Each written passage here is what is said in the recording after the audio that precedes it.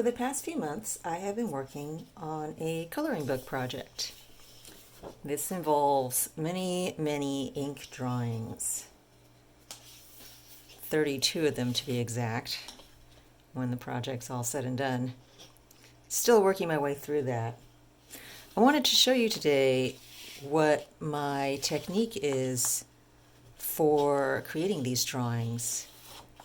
An easy way I've found of going from a rough sketch to working on these ink drawings on paper that's kind of low in overhead time and sketching processing period, and focusing more on the ink drawing fun part of doing these pieces.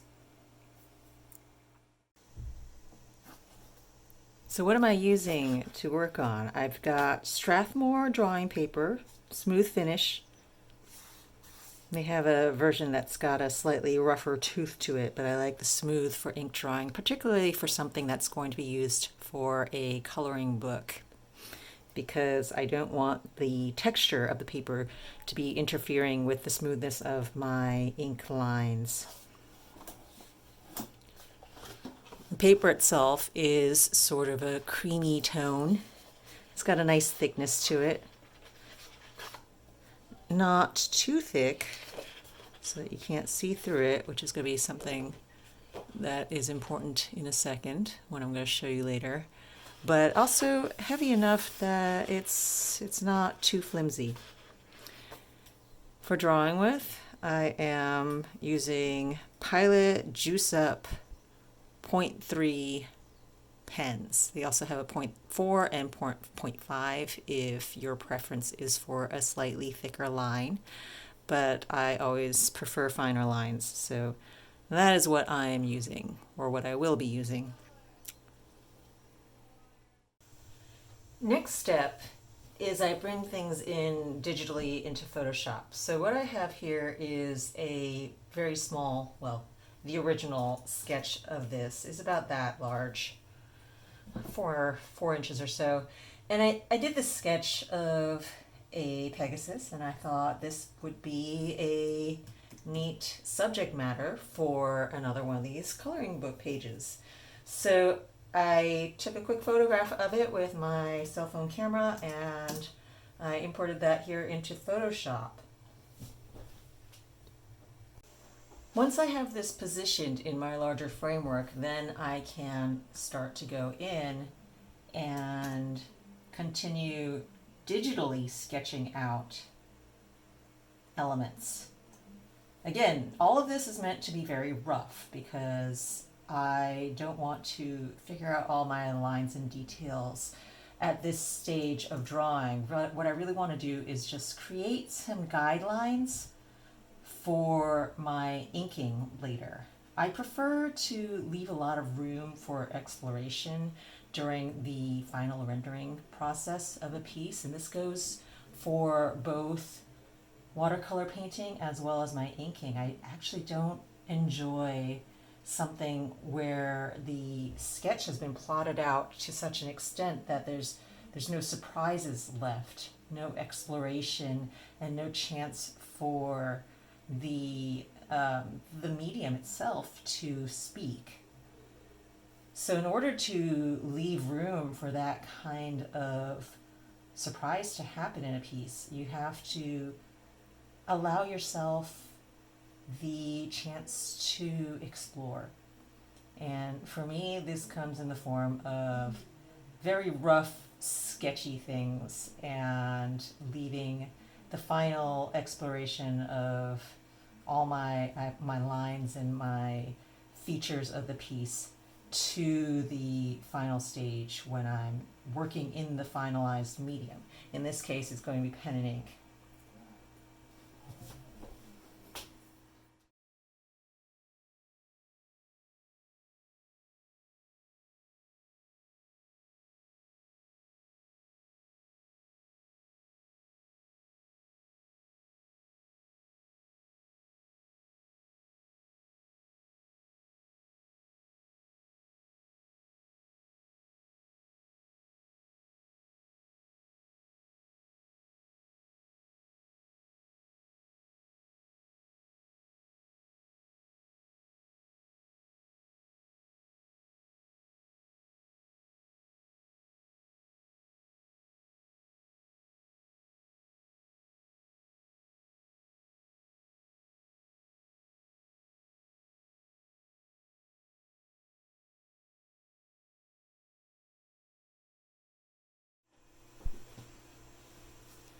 have now here a more or less finished rough sketch, and I spent maybe 10 minutes total doing this, and it's not super clean with my lines. You know, I've just got scribbly little birds here. A lot of this is placeholder stuff so that I know what to do when I get my pen and ink in hand.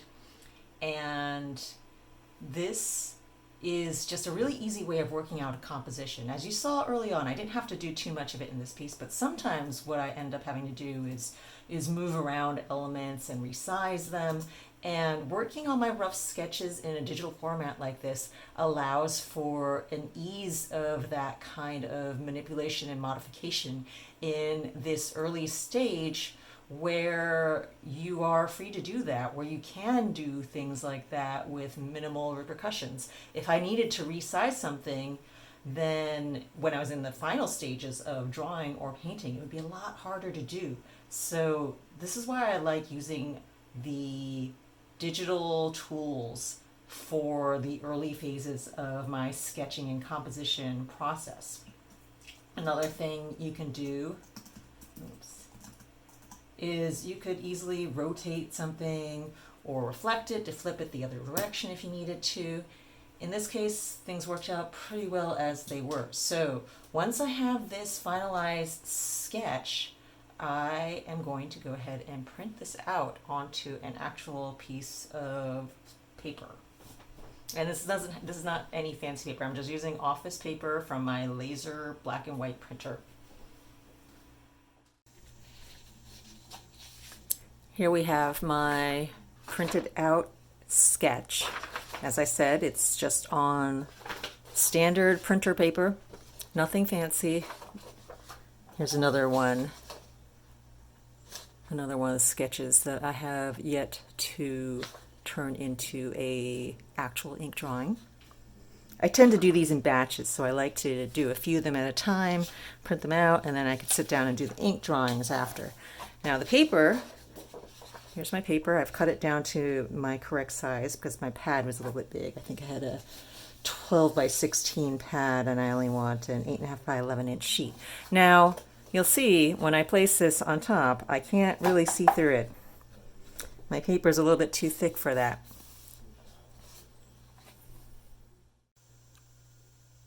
This is where an LED light tablet can be really useful. I have here, it's just a $20 tablet. It's got this plexiglass screen and LEDs along the inside of it that light it up and make it really useful for tracing and transferring things. I have mine connected via USB to a brick. However, you can also just connect this to a wall. I enjoy having it on something portable because then that means I can just take this and go wherever I want to sit down and work on my drawings with it. So I have my